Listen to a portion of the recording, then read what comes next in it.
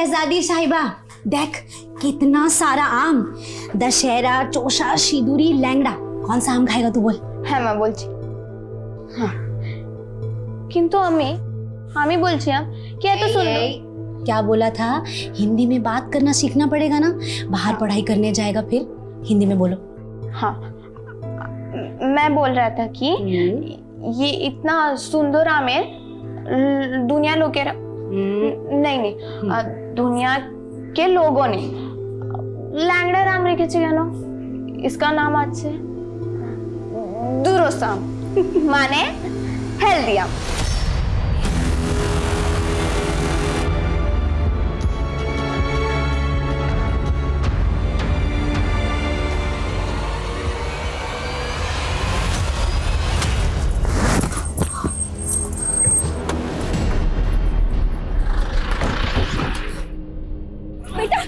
बेटा उठो उठो, तुम ठीक हो ना? सुधा जल्दी पानी लेकर आओ बेटा।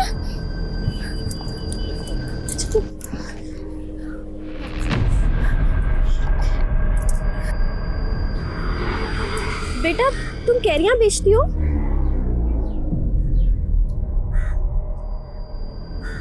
क्या हुआ बेटा, तुम कुछ बोल नहीं सकती हो? एक काम करते हैं, हम तुम्हारी ये सारी कैरियां खरीद लेते हैं, ठीक है? सुन पैसे तो पैसे। हाँ। एक काम करो सारे, ये लो। हाँ? ये पानी। हाँ? उठाओ से उठो।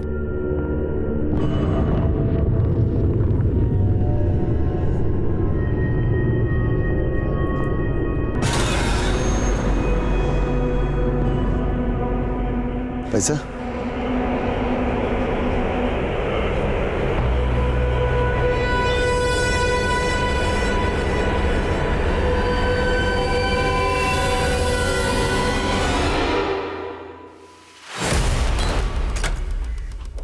चल। अरे सर क्या हुआ?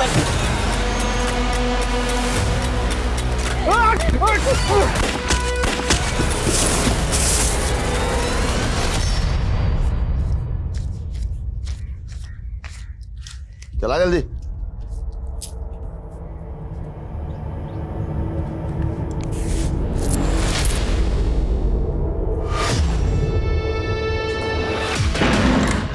क्या हुआ बंगाल की रानी? चेहरा क्यों उतरा हुआ है? इतना अच्छा धंधा हुआ है, इतनी कमाई हुई है, तो थोड़ा मुस्कुरा। इतनी बड़ी आंख, लगता है टॉनिक देना पड़ेगा। अरे अरे अरे अरे अरे मेरी पतंग थोड़ी ढील किया थी तो हवा में उड़ने लगी। हाँ खिड़की से कूद मत जाना।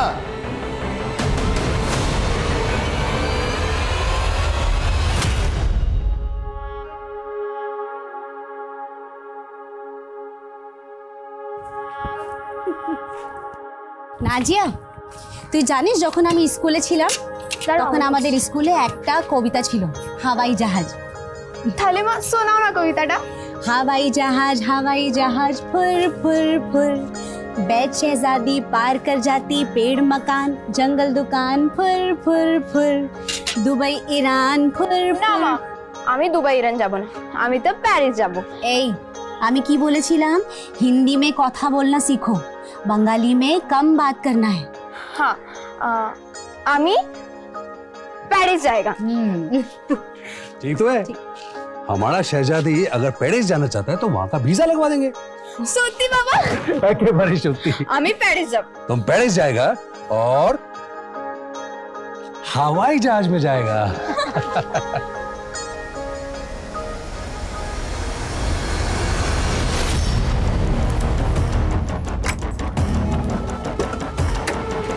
खड़ी आप लोग, खड़ी। सर लड़की तो जिंदा है।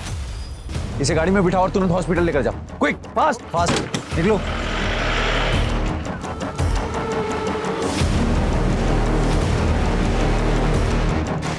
फरीदाबाद आगरा हाईवे पे आज एक फिर बड़ी लूट हुई। ये हाईवे है, ये डेथ रोड। पिछले 3 महीनों में यहाँ 25 लोगों की जानें जा चुकी हैं। आखिरकार पुलिस क्या कर रही है? Print, electronic media, social media, हर जगह हाईवे रॉबर्स की खबर छाई हुई है। 3 महीने में हम एक गैंग को नहीं पकड़ पाए। हमारी कोशिश जारी है सर। सर हमें लगा कि सर्वाइव विक्टिम के स्टेटमेंट पे हमें लीड मिल सकती है, लेकिन अफसोस वो लेडी कोमा में चली गई सर। इसका मतलब तुम्हारी इन्वेस्टिगेशन उस विक्टिम के स्टेटमेंट पर डिपेंड है?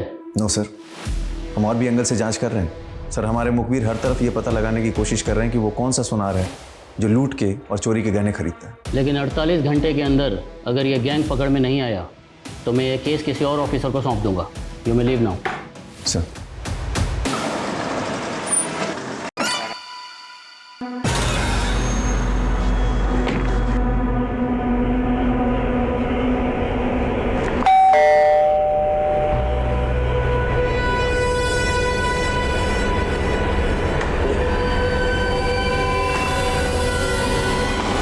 सर, अपने खबरों से इस नरेंद्र तोमर नाम के ज्वेलर्स के बारे में पता चला है।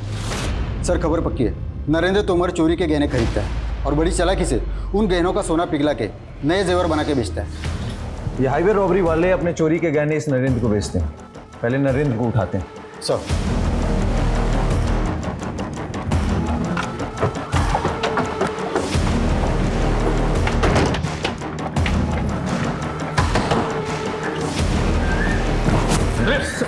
पूरे घर को अच्छे से सर्च करो, कोना कोना छान मारो, क्विक। सर बात क्या है, हुआ क्या है सर, बताइए तो सही। सर पूरा घर छान मारा लेकिन कुछ नहीं मिला। ले चलो इसे। चल कहाँ ले जा रहे हो सर? सर मैं किसी हाईवे गैंग को नहीं जानता सर, मैंने कोई चोरी की हुई गहनों की डील नहीं की। नाम बता, इस हाईवे रॉबरी केस में और कौन कौन शामिल है? नाम बता। नो अंशुल, मुझे ये समर्स के मैरिज बिल्कुल पसंद नहीं है और तुम चाहते हो कि हम समर में शादी करें। क्योंकि बेबी अगर हमने अब भी शादी नहीं की तो फिर अगला मुहूर्त सीधा 7 महीने बाद है। और देखो मेरी तरफ, मैं उतना वेट नहीं कर सकूंगा। वेट तो मैं भी नहीं कर सकती, लेकिन कुछ नहीं, हम अगले हफ्ते शादी कर रहे हैं बस, और उसके बाद हम सीधा यूरोप जा रहे हैं। सिर्फ हनीमून के लिए नहीं, हम वहां पे परमानेंटली शिफ्ट होने वाले हैं। क्या हम अब्रॉड शिफ्ट हो रहे हैं? लेकिन तुमने मुझे पहले क्यों नहीं बताया? क्योंकि मैंने थोड़े दिन पहले ये प्लान बनाया कि मुझे इंडिया से जल्द निकलना है, तुमसे शादी करते ही बस। बेटा अब अपना हनीमून तू जेल में मनाना। तिवारी लेके चले इसे। सर एक सेकंड, आपको कुछ गलत हुआ क्या? सर मैंने कुछ सर मैंने कुछ किया? सर मैंने कुछ नहीं किया। सच बोल रहा हूँ सर, मैंने कुछ भी नहीं किया। नरेंद्र तोमर ने नाम लिया है तेरा। हाईवे रॉबरीज का करता धरता तू ही है। तूने और तेरे गैंग के मेंबर ने इतने मर्डर्स किए हैं। सर आप क्या बोल रहे हो सर? और कौन है नरेंद्र तोमर? लूट का माल कहाँ है? कहाँ है लूट का माल? सर मैं सच बोल रहा हूँ सर, मैं छोटा सा बिजनेसमैन हूँ बस। आर्म्स डीलर है तू? सर तो मैं गन्स बेचने का धंधा करता हूँ सर, मेरे पास लाइसेंस है। सर आपको कोई गलतफहमी हुई है, अंशुल ने कुछ नहीं किया। वैसे आप अंशुल की क्या लगती है? सर मैं उसकी मंगेतर। बच गई आप, एक कुख्यात अपराधी से आपकी शादी होने वाली थी। Sir please.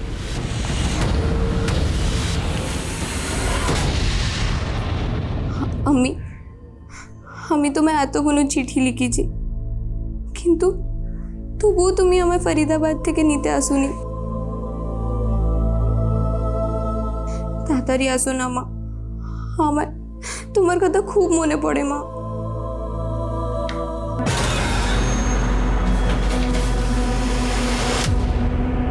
क्या छुपा रही, क्या छुपा रही? तेरी ये बंगला तो मेरे पल्ले पड़ती नहीं, पर मैं इतना जानता हूँ कि तू अपनी अम्मा को फिर से खत लिख रही थी। खुशबू रानी, गली कांधाई, चांदपुर। तेरा ये खत मैं डाक खाने तक पहुंचा दूंगा। फिलहाल मैं तेरे लिए चने लाया हूँ, कल से तू चने बेचेगी। चल।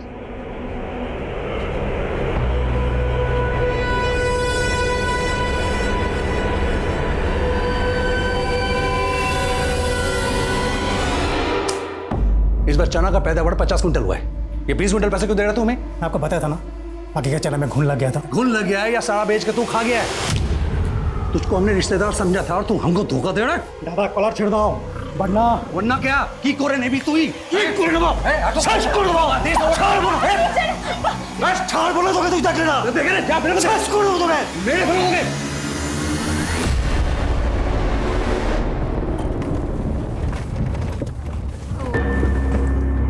क्या हुआ साहब? लगता है इंजन में कोई खराबी है, मैं चेक करता हूँ।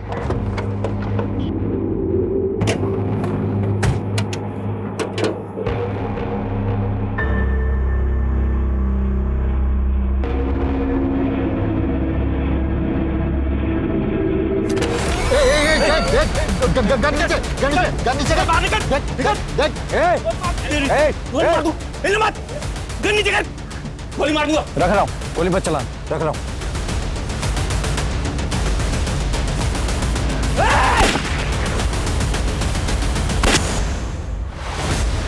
पुलिस ने हाईवे रॉबरी में जिन 2 लोगों को गिरफ्तार किया था उनका एनकाउंटर कर दिया गया है।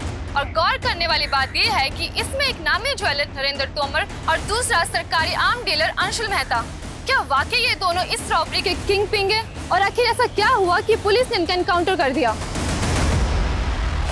अंशुल मेहता की मंगेतर शैलजा गोयल ने सोशल मीडिया के जरिए पुलिस पे गंभीर इल्जाम लगाते हुए ये लिखा है कि ये एक फेक इनकाउंटर था, जो कि काफी तेजी से वायरल हो रहा है। इसके मुताल्लिक उन्होंने एक वीडियो भी रिलीज किया है। सर अंशुल की मंगेतर पुलिस पर यह आरोप लगा रही है कि एनकाउंटर फेक है। देखिए, हमने एक SIT टीम का गठन किया है जो इस एनकाउंटर की जांच और हाईवे रॉबर्स को जल्द से जल्द पकड़ने के लिए प्रतिबद्ध है। Sir, one more question. इस केस ने जल्द ही ऐसा तुल पकड़ा कि पुलिस एनकाउंटर की सत्यता की जांच करना पुलिस महकमे के लिए बहुत जरूरी हो गया। जय सर। सर, इनकाउंटर इसी जगह पे हुआ था। सर, उन दोनों को पेशी के लिए कोर्ट ले जा रहे थे, तब हमारी गाड़ी यहाँ खराब हो गई थी। खराबी क्या हुई? सर कार्बोरेटर में कचरा था सर। उसके बाद सर और ड्राइवर दोनों नीचे उतरे। मेरा ध्यान भी बाहर ही था। उसका फ़ायदा उठा के नरेंद्र ने मेरी गन छीन ली और कांस्टेबल को अपने कस्टडी में ले लिया सर।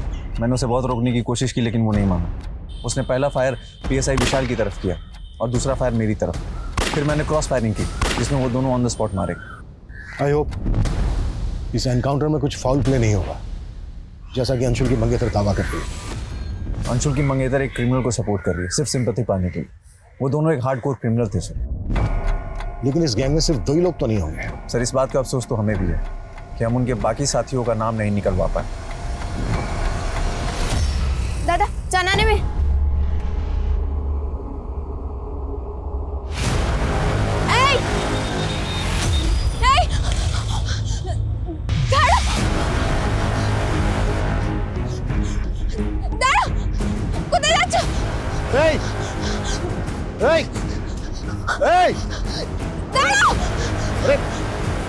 कहाँ जा रही?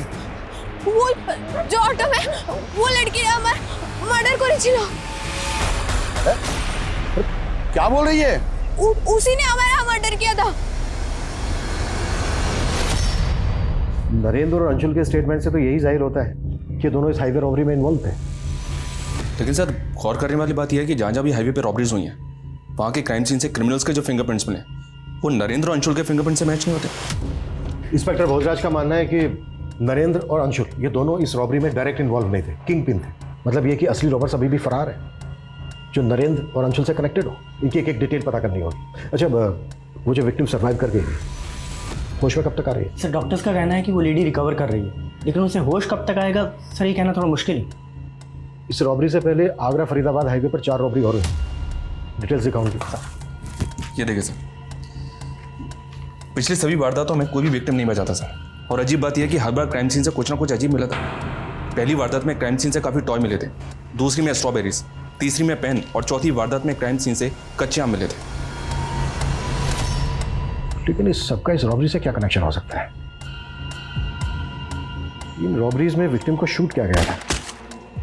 अंशुल एक आर्म डीलर है, हो सकता है उसकी पिस्टल इस्तेमाल की गई। उसकी शॉप पर जितने भी गन है उन सबकी जांच करवाओ और पेपर भी चेक कराओ। Okay sir.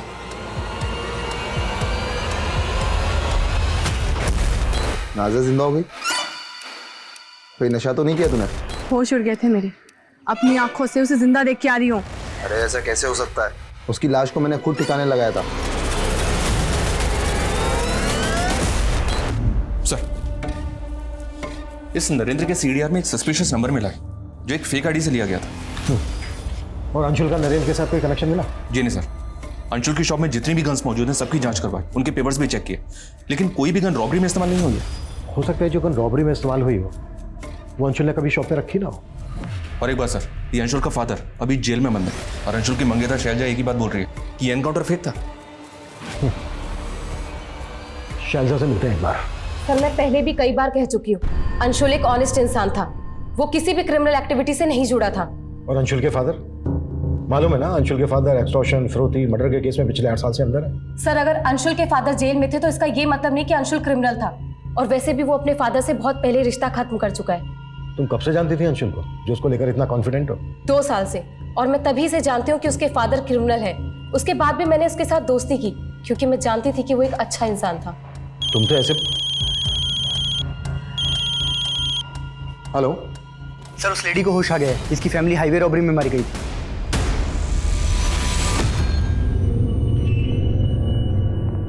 अच्छा लता जी, जब ये सब हुआ तो उस वक्त रॉबर्ट्स के साथ ये लोग भी थे? मैंने उनका चेहरा नहीं देखा, उनका चेहरा ढका हुआ था सिवाय 2 पुलिस वालों के। पुलिस वाले? हाँ सर, 2 पुलिस वाले थे।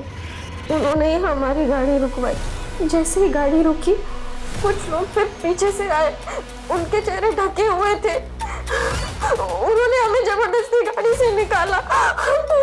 उन्होंने मेरे पति को गोली मारी। फिर मुझे। अच्छा लता जी, वो जो 2 पुलिस वाले थे वो दिखते कैसे थे? उनके नाम क्या थे? नेम प्लेट देखी थी आपने उनकी? मैंने ठीक से नहीं देखा। क्राइम सीन पर कुछ कच्चे आम बिखरे हुए थे। आप कुछ उनके बारे में बता सकती हैं, वो कैसे आए?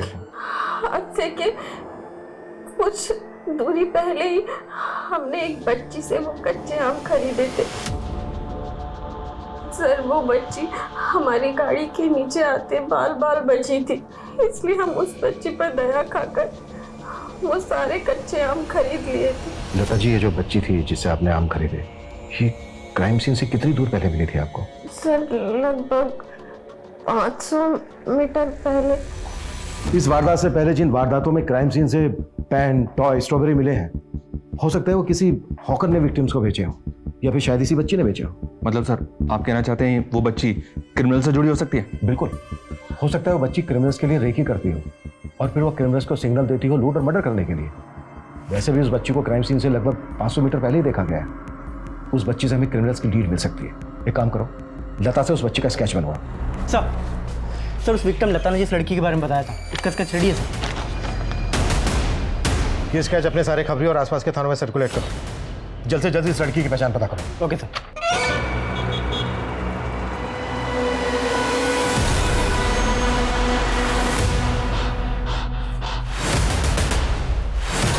सब कहना।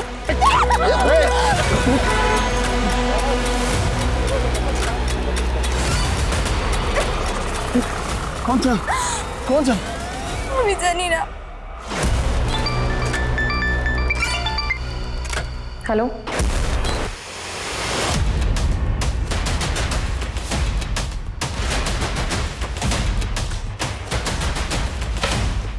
जी बोलिए। सर, आज एक अननोन नंबर से मुझे धमकी भरा फोन आया और वो बोल रहा था कि अंशुल क्रिमिनल था और क्रिमिनल ही रहेगा। तुम उसकी इंसाफ की लड़ाई लड़ना बंद करो, समझी? सर, ये वो नंबर है जिससे मुझे कॉल आ रहा था। Sir, now I am sure कि पुलिस में से कोई तो इन्वॉल्व है जो इस फेक एनकाउंटर केस को बंद करवाने के लिए मुझ पर प्रेशर डाल रहा है। सर, शैलजा को जिस नंबर से कॉल आया था वो नंबर एक फेक आईडी से लिया गया था। हो सकता है शैलजा अंशुल को बचाने के लिए झूठ बोल रही हो और ये फोन कॉल चाल हो उसकी। बैकग्राउंड निकालो शैलजा की। Okay sir. सर, नरेंद्र की कॉल रिकॉर्ड में जो फेक आईडी का नंबर मिला सर, उसमें एक चंद्रेश नाम के हिया व्यापारी का नंबर मिला है। सर, ये चंद्रेश है। सर, इसका फ़ोन काफ़ी टाइम से बंद है और ये कहाँ गायब हो गया ये भी नहीं पता चल रहा। मे भी चंद्रेश इस सब में शामिल हो। डिटेल निकालो इसको।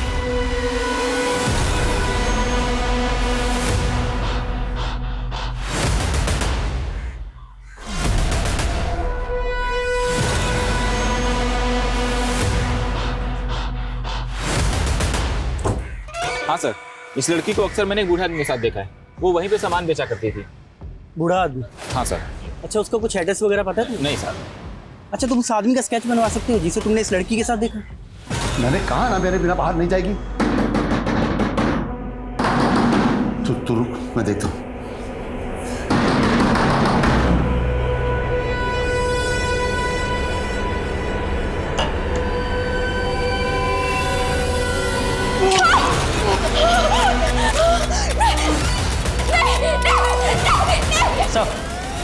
सर, मैंने शैलजा के कॉल डिटेल्स चेक की। उसके कॉल डिटेल्स के मौजूदा नंबर्स में से कई नंबर फेक आईडीज़ के हैं सर, जिनसे लगातार उसे कॉल किया जा रहा था। कहीं ऐसा तो नहीं है कि ये शैलजा भी सब में इन्वॉल्व है और अब तक झूठ बोलती आ रही है हमसे? सर आप कमाल करते हैं, पहले अंशुल को पुलिस वालों ने फेक एनकाउंटर पे मार दिया और जब मैंने आवाज उठाई तो आप लोग मुझ पर शक कर रहे हैं। ऐसे ही शक नहीं कर रहे हैं हम तुम पे। तुम्हारे कॉल रिकॉर्ड्स में फेक आईडी से लिए के कई नंबर मिले हैं। कॉल आते थे उन नंबरों से तुम्हें जो अब बंद है। क्यों आते थे उन नंबर से कॉल? ये देखो। चुप क्यों हो गई अब? बोलो किसके नंबर है ये सब? मुझे नहीं पता, लेकिन इन नंबर से मुझे कई बार ब्लैंक कॉल्स आए हैं। Blank calls? हाँ, और सिर्फ ब्लैंक कॉल्स ही नहीं बल्कि कोई लड़का है जो मुझे हर रोज फोन करके परेशान करता था। तुम्हें मैंने कितनी बार कहा है कि मुझे फोन करके परेशान करना बंद करो, समझ में नहीं आता तुम्हें? और सिर्फ कॉल ही नहीं करता था बल्कि आए दिन मेरे घर के सामने गिफ्ट्स और लेटर्स छोड़कर जाता था। तो तुम ये कह रही हो कि ये सारे नंबर किसी सिरफिरे आशिक के हैं जो तुम्हें कॉल करके परेशान करता था, तुम्हें गिफ्ट देता था, लेटर देता था, लेकिन तुम्हारा रॉबर्ट्स के साथ कोई ताल्लुक नहीं है जिनके साथ अंशुल का किसी भी क्रिमिनल के साथ कोई लेना देना नहीं है सर, और ना ही मेरा। लेकिन हम उस आदमी से जरूर मिलना चाहेंगे जो तुम्हें कॉल करके परेशान करता था, तुम्हें गिफ्ट देता था। वो गिफ्ट तो होंगे ना तुम्हारे पास? जी।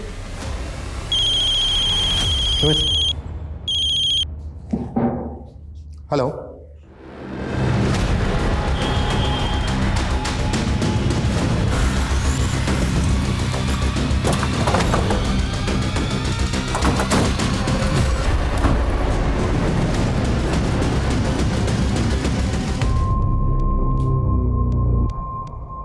सर ये कंफर्म है, ये वही आदमी है जो कैरी बेचने वाले उस बच्ची के साथ रह रहा था। ये देखिए।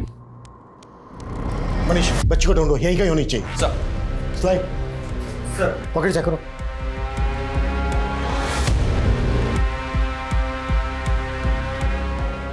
अनुलभ दिखाओ। सर, अंदर कोई बच्ची नहीं। हाँ सर, ये बच्ची यहाँ रहती तो थी पर अब पता नहीं कहाँ है। नाम क्या है बच्ची का? बच्ची का नाम तो नहीं मालूम, पर वो 3 महीने से यहाँ जयराज जी के साथ रह रही थी। जयराज इन बुजुर्ग का नाम है जो जिनका मर्डर हुआ है? जी सर। अच्छा, इस बच्ची का रिश्ता क्या था जयराज जी के साथ? वो तो कहते थे वो उनके दूर की रिश्तेदार है, पर वो बच्ची बांग्ला बोलती थी और जयराज जी यूपी साइड के हैं। अब ये हमें नहीं मालूम कि उन दोनों में क्या रिश्ता था। जयराज जी का कोई रिश्तेदार, फैमिली वाला? नहीं सर, वो तो यहाँ अकेले रहा करते थे। आप लोगों में से कोई जानते हैं उनके किसी रिश्तेदार को? अच्छा, जयराज जी से यहाँ कोई मिलने आता जाता था? जी सर, 2 लोग अक्सर यहाँ आते रहते थे, पर हम उन्हें नहीं जानते। दिखते कैसे थे वो? स्केच बनवा सकते हो उनका? अब इतना ध्यान नहीं है सर। पता करो बच्ची के बारे में। और बुजुर्ग थी जैसे बंगला में लिखा हुआ एक लेटर मिलता है जिसके एनवेलप पे अधूरा एड्रेस है। लेटर को ट्रांसलेट करवाओ। ओके सर, ये वो गिफ्ट्स हैं जो कोई लड़का मुझे भेजा करता था। आखिर ये सब इन्वेस्टिगेट करके आप लोग साबित क्या करना चाहते हैं? हम लोग कुछ साबित नहीं करना चाहते, साबित आप करना चाहती हैं कि अंशुल उन रॉबर्स के साथ इन्वॉल्व नहीं था। लेकिन हम आपकी बातों पर भरोसा क्यों करें? ये बात मुझे पहले से ही पता है, लेकिन आप लोग इस केस को कोई गलत मोड़ देने की सोचना भी मत। उन पुलिस वालों ने मेरे अंशुल का फेक एनकाउंटर किया है और ये बात मैं 1000 बार चीख चीख कर कहती रहूंगी। ये चिट्ठी बंगला भाषा में किसी खुशबू रानी के नाम पर लिखी गई है और इस चिट्ठी में लिखा है कि उसकी अम्मी उसके खतों का जवाब नहीं दे रही है, ना ही उसको फरीदाबाद से आकर लेकर जा रही है। सर, कहीं इसका मतलब ये तो नहीं कि ये जयराज उस बच्ची को अपने साथ जबरदस्ती रख रहा था? अब तक हम मानकर चल रहे हैं कि ये बच्ची हाइबर रोवर्स के लिए रेकी करती थी, इसलिए हमारे लिए पता लगाना बेहद जरूरी है कि बच्ची इस वक्त कहाँ पर है। इस लेटर पे एड्रेस लिखा गया है खुशबू रानी गली गांधाई चांदपुर। प्रॉपर एड्रेस नहीं है, लेकिन लेटर पढ़ने के बाद ऐसा लगता है कि इस बच्ची ने पहले भी बहुत सारे लेटर्स लिखे हैं। एक काम करो, पोस्ट ऑफिस में जाके पता करो कि फरीदाबाद से गली गांधाई चांदपुर के लिए पहले भी लेटर पोस्ट हुए हैं क्या। हो सकता है वहाँ से प्रॉपर एड्रेस मिल जाए। Okay sir. और हाँ, एक काम और करो, इस बच्ची का स्केच बंगाल और आसपास के राज्यों में सर्कुलेट करो, अखबारों में भी डलवाओ, शायद इस बच्ची को पहचानने वाला कोई आदमी सामने आए। Okay sir.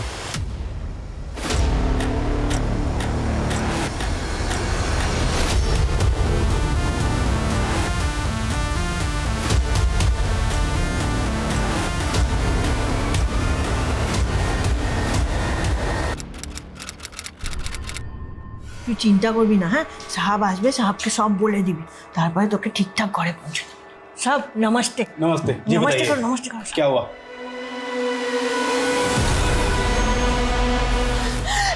ला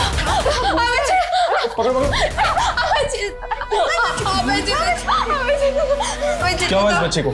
और ये कौन है बच्ची? साहब ये ना मेरे दुकान के बाहर ही खड़ी थी और रो रही थी।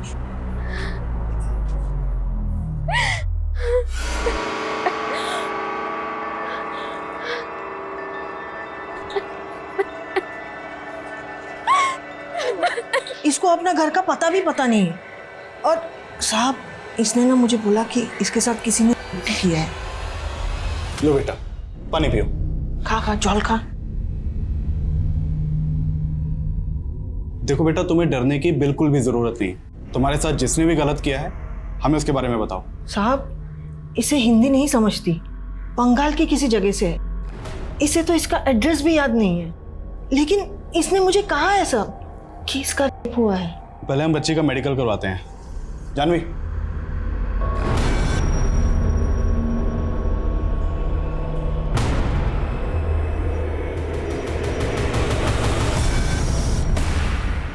सर ये बच्ची की मेडिकल रिपोर्ट है।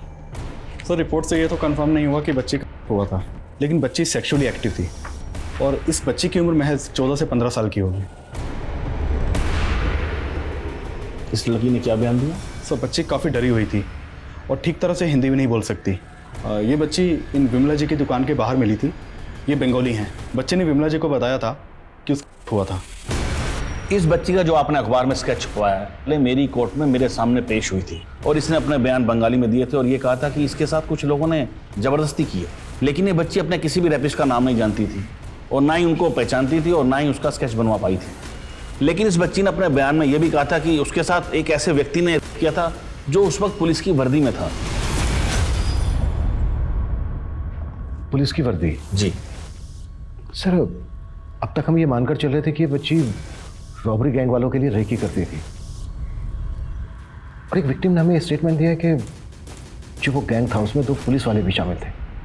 सर आपको कुछ अंदाजा है कि बच्ची उस गैंग तक कैसे पहुंची होगी? कुछ बताया था इसने? ऐसा तो मैं कुछ नहीं जानता, लेकिन ये बच्ची उस वक्त कुछ नहीं बोल पा रही थी, इसलिए मैंने इसे एनजीओ में रखने का ऑर्डर दिया था।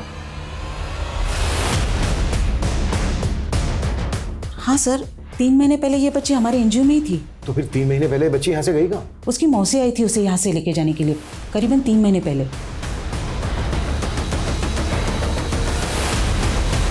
जब उसकी मौसी आई थी उसको लेने, आपने लोकल पुलिस को इन्फॉर्म किया था? नहीं सर, मुझे लगा उसकी फैमिली आ गई तो मैंने उसे जाने दिया। क्या ऐसा तो नहीं है कि किसी के इशारे पे किया आपने ये सब? No sir, it's just a mistake. उस लेडी की डिटेल दीजिए हमें। 98754389। नंबर तो बंद आ रहा है, जाहिर सी बात है नंबर फेक होगा और एड्रेस भी। नाम क्या था उसका? सर उसका नाम नफीसा था। फोटो दीजिए उसका। जी ये रही। इस एनजीओ के बारे में इंक्वायरी करो। नाजिया का कहना है कि किसी पुलिस वाले ने भी उसको किया था। इस केस के तार बहुत दूर तक जुड़े हो सकते हैं। कैसे भी करके हमें पता लगाना है कि इस वक्त नाजिया है कहाँ। एकदम चुप, एकदम चुप।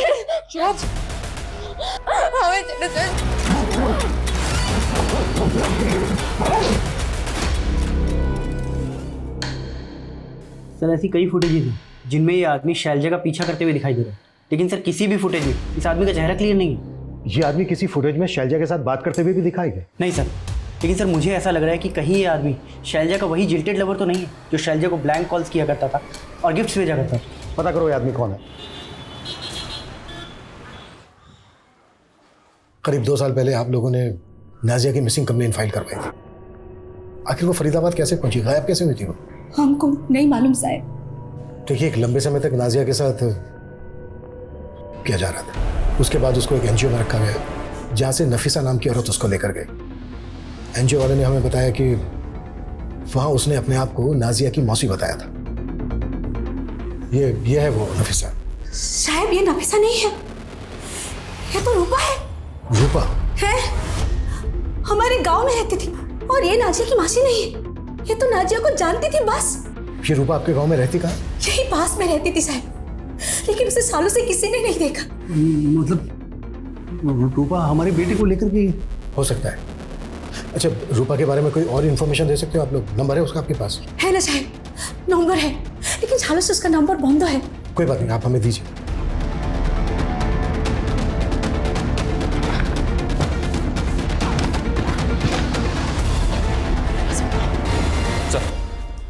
सर रूपा के पुराने नंबर की सीडीआर चेक की तो एक चौंकाने वाली बात पता चली।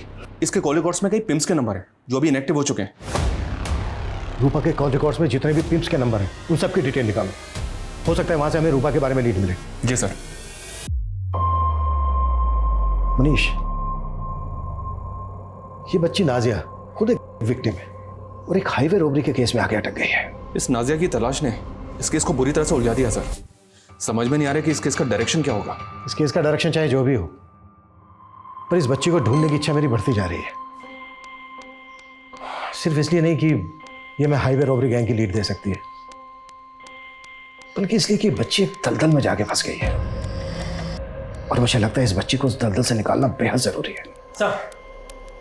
सर मैंने शैलजा और अंशुल दोनों के पिछले 2 सालों की कई बातें पता की हैं सर। ये शैलजा अपने पेरेंट्स के साथ कानपुर में रहा करती, जहां उसे एक रिश्ता आया था, जिस रिश्ते को शैलजा ने बिना लड़के को देखे ठुकरा दिया था।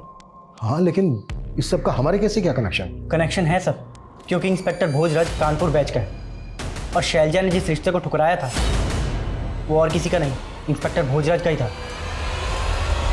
ये एक महज इत्तेफाक है कि मेरे घर वालों ने मेरी शादी 2 साल पहले शैलजा के साथ फिक्स कर दी थी।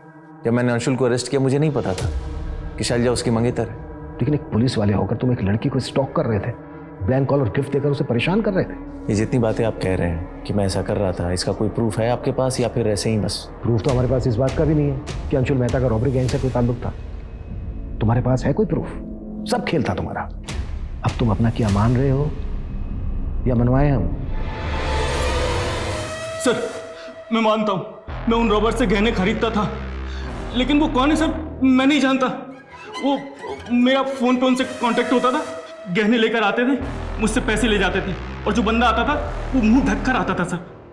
देख, अगर तुझे इस रॉबरी केस से बचना है तो तुझे कहना होगा कि अंशुल मेहता नाम का एक आदमी है जो तेरे कांटेक्ट में है और वो उन रॉबर्स में से एक है। मुझे पता था कि नरेंद्र के जरिए मैं उन रॉबर्स तक नहीं पहुंच सकता, लेकिन अंशुल को अगर रास्ते से हटा दिया तो मैं शैलजा की जिंदगी में दोबारा वापस जरूर आ सकता हूँ।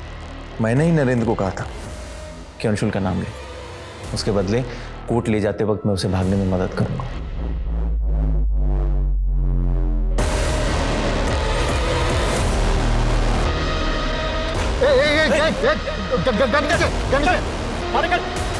नरेंद्र इस केस की अहम कड़ी था, उसको ही मार दिया तूने और उस बेकसूर अंशुल को भी। कैसा पुलिस वाला है तू? इस वर्दी का अपमान किया है तूने। भोजराज के स्टेटमेंट से यह तो साफ है कि नरेंद्र तोमर रॉबरी गैंग से जुड़ा था। इसके सीडीआर में एक फेक आईडी का एक नंबर मिला था जिसमें हमें एक और हीरा व्यापारी चंद्रेश का नंबर मिला। इस चंद्रेश को मैंने ढूंढने के लिए कहा था। क्या अपडेट है इसकी? सर खबरियों को इसकी तलाश में लगाया। खबरियों को तलाश में लगाया, बस हो गया? कैसे भी करके चंद्रेश मुझे अंदर चाहिए। और रूपा को कैसे ढूंढ रहे हो तुम लोग? और रूपा की कॉन्टैक्ट लिस्ट में जितने भी पिन थे उनकी क्या अपडेट है? सर उसकी भी तलाश जारी है। सर मैं नाजिया मिसिंग केस में बेंगलोर पुलिस की इन्वेस्टिगेशन को स्टडी कर रहा था। उस केस में एक एंगल ऐसा था जिसको बेंगलोर पुलिस ने इन्वेस्टिगेट किया ही नहीं था। कैसा एंगल?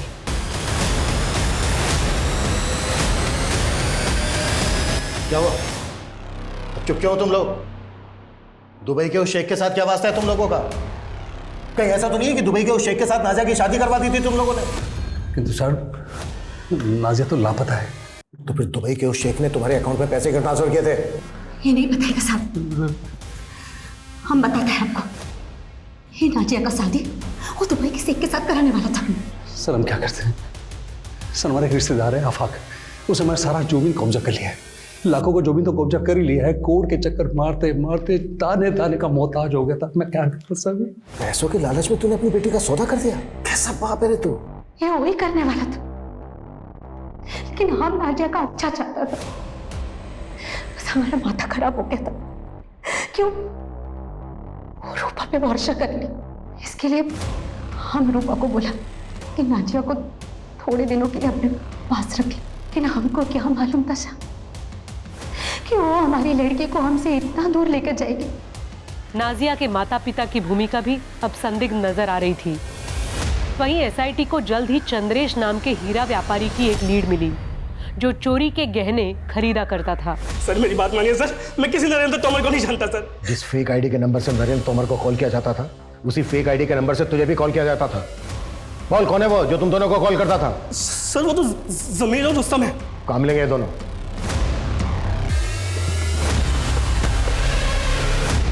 सबको।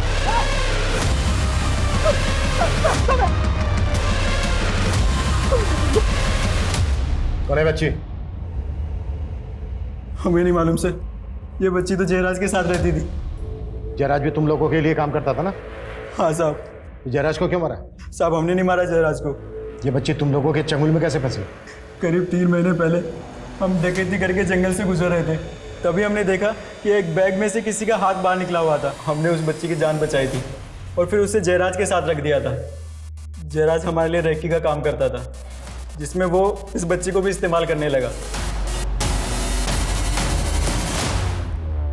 तुम लोग पुलिस की वर्दी पहनकर हाईवे पे कार रुकवाते थे, फिर उसमें मौजूद सभी लोगों को लूटते थे और फिर उनको मार देते थे। हमें पता चला है कि कोई पुलिस की वर्दी वाला आदमी उसका रेप करता था। तुम में से ही था ना कोई? कौन था? नहीं साहब, हमने बच्ची का रेप कभी नहीं किया, लेकिन साहब हमने उसे झांसा दिया था कि बंगाल से उसकी फैमिली को ढूंढ निकालेंगे, इसीलिए साहब वो हमारे साथ काम करती थी। साहब, जिस रूपा के बारे में आपने पता करने के लिए कहा था, उसके बारे में पता चल गया। ये रूपा पहले खुद का धंधा करती थी, बाद में मेरे आदमी ने पता किया तो पता चला इसका कोई दलाल था, जाकिर नाम का। एक बात और पता चली, जाकिर किसी का खबरी भी था। किसका खबरी था? अभी तक तो पता नहीं चला है, लेकिन शायद किसी पुलिस वाले का है। तेरे पास जाकिर का कोई फोटो है? हाँ सर।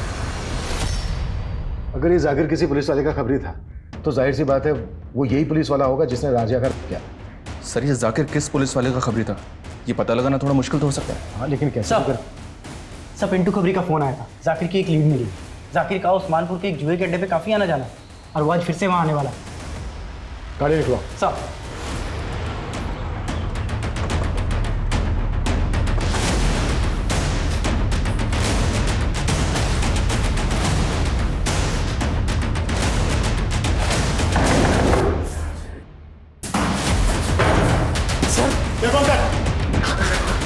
बोल राजिया का। सर बोल। सर बताता हूँ सर। अरे हाँ, चिंता क्यों कर रहे हैं आप? अरे बेफिक्र रहिए, बस हो जाएगा काम आपका। हाँ, अरे निश्चिंत तो थाको तुम्हें, काम हो जाएगा बिल्कुल। हाँ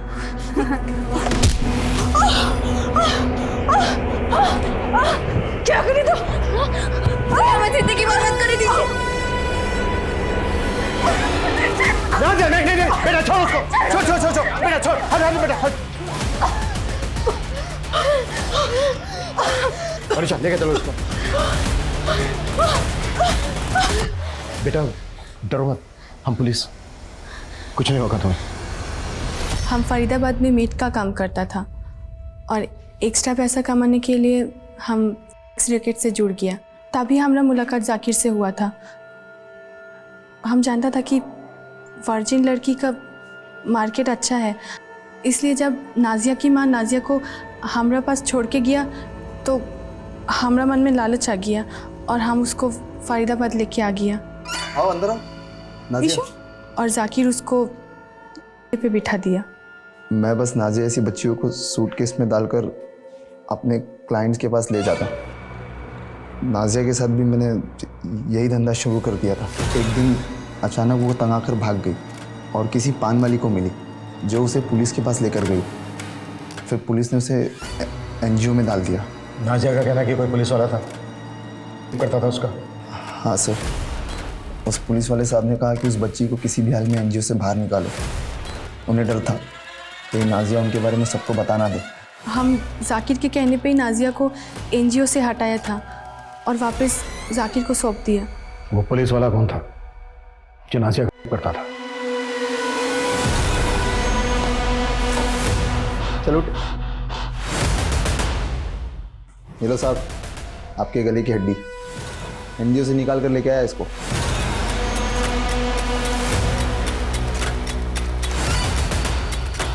साहब को लगा कि वो मर गई, इसलिए मैं उसे सूटकेस में डालकर दूर जाकर फेंक के आया। लेकिन मुझे नहीं पता था कि वो जिंदा थी। वो तो 3 महीने बाद अचानक रूपा ने उसको एक बूढ़े आदमी के साथ देखा, तो मैंने ये बात साहब को बताई। साहब ने कहा कि ख़त्म कर दो नाजिया को। वो बच्ची फिर हाथ से निकल गई। फिर मैं उस बुड्ढे को मारकर नाजिया को अपने साथ उठा लाया। साहब ने कहा कि नाजिया को मार दो, लेकिन मैंने सोचा अगर मारना ही है तो क्यों ना कुछ और पैसे कमा लूँ उससे, इसलिए अब तक मैंने उसको ज़िंदा रखा था।